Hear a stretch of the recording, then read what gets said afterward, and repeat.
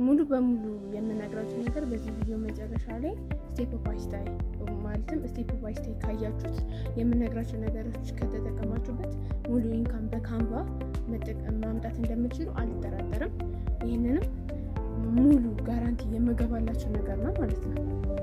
ሰላም ሀይ፣ እንዴት ናችሁ? እንኳን ወደ ቻናል የመጣችሁ። እኔ አለም እባላለሁ። ብዙ ነገሮች ላይ የምናወራን ዲጂታላዊ የሆኑ ነገሮች እንዲሁም ስለ መጽሐፍቶች፣ ስለ ብዙ ነገሮች ብዙ ሀሳቦችን የምናወራበት ቻናላችን ነው። እንኳን ወደ ቻናላችን እንኳን ደህና መጣችሁ።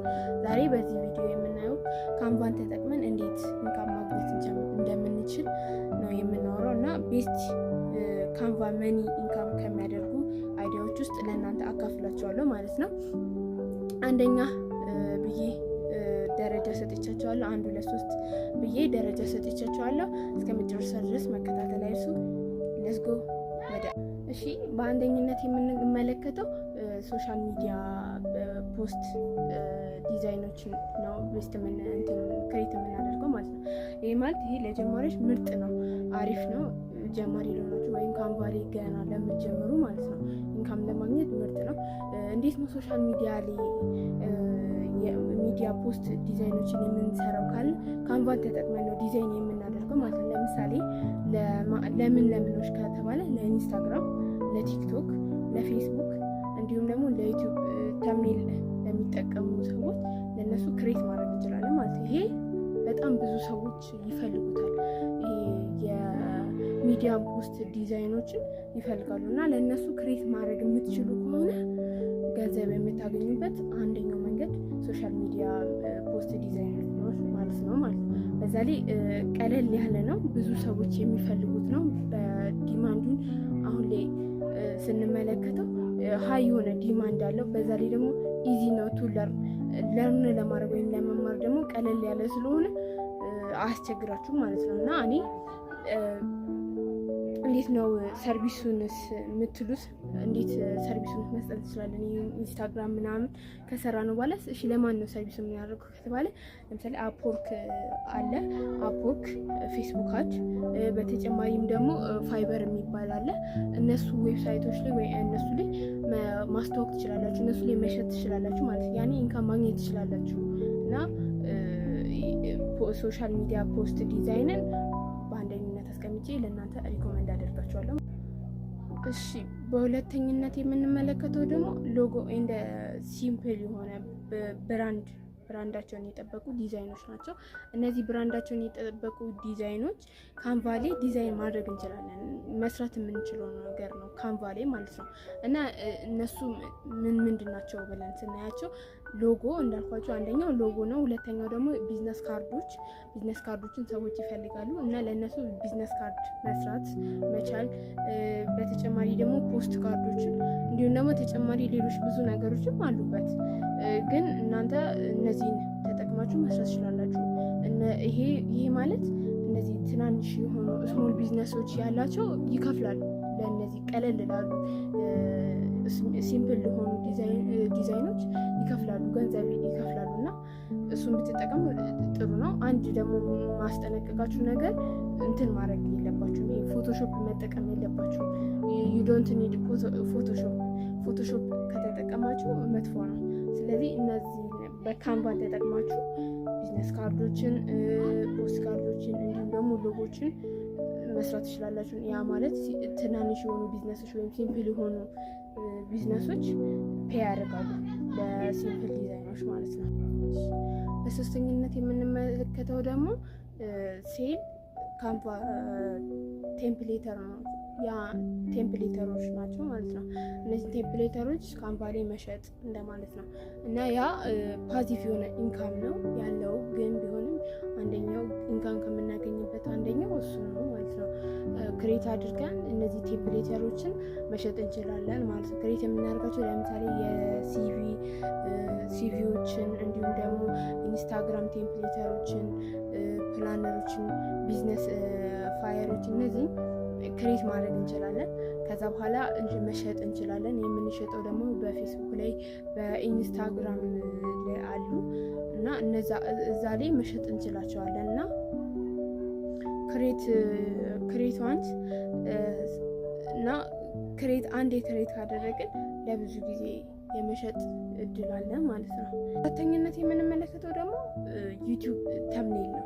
ዩቲዩብ ተምኔል እንደምታውቁት በጣም ብዙ ሰዎች ዩቲዩብ ይሰራሉ፣ ግን ደግሞ ተምኔል ይፈልጋሉ።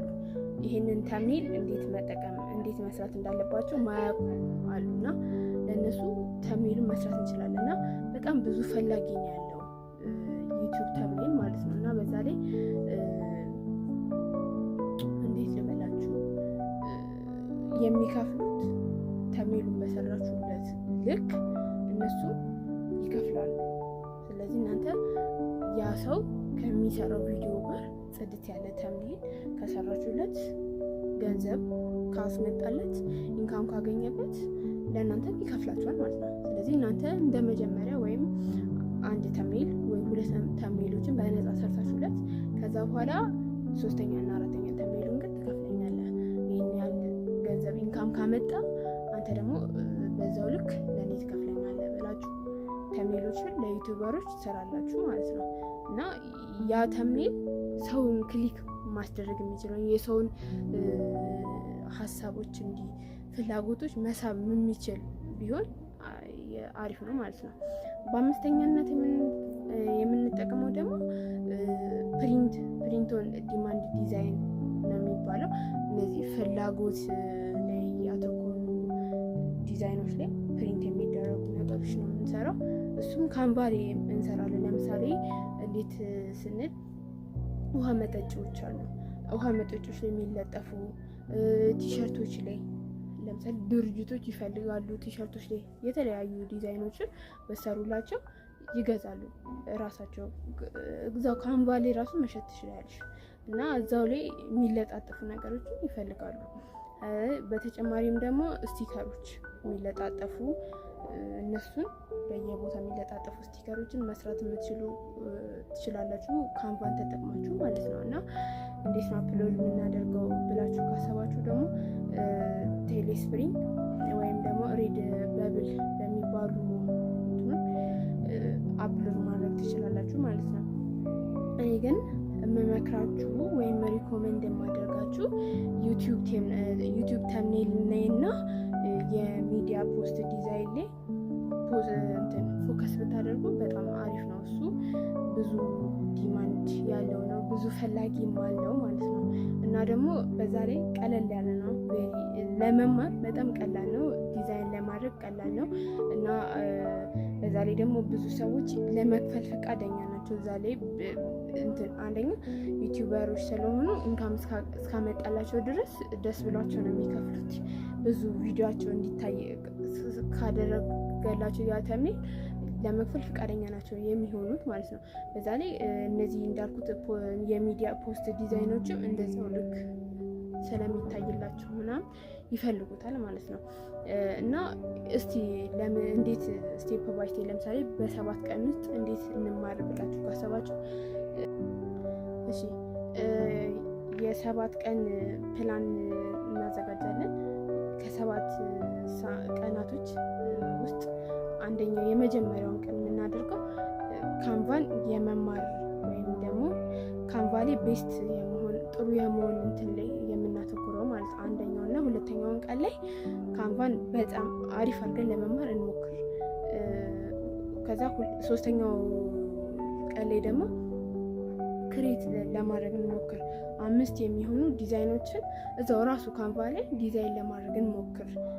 በተጨማሪ ደግሞ 4ኛው ቀን ላይ እንክፈት፣ የፋይበር አካውንታችንን እንክፈት። እንዳልኳቸው አፕወርክ ፋይበር ላይ ምናምን መሸጥ ትችላላችሁ ብያችሁ ነበር ቅድም። የእነሱን አካውንት እንክፈት።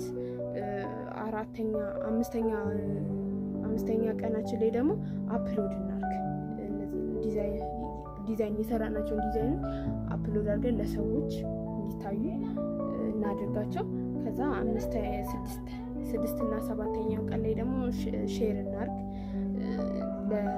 ሼር እናርጋቸው ሰርቪሶቻችን ማለት ነው። ፌስቡክ ላይ፣ ኢንስታግራም ላይ፣ ቴሌግራም ላይ እነሱ ላይ ሼር እናርጋቸው እንትኖቻችንን ሰርቪሶቻችንን ማለት ነው። እና በዚህ መልክ ስቴፕ ባይ ስቴፕ ከተጠቀማችሁት ካንቫ ላይ ሙሉ በሙሉ ኢንካም እንደምታመጡ አልጠራጠርም። እኔም የተጠቀምኩት ስለሆነ ነው።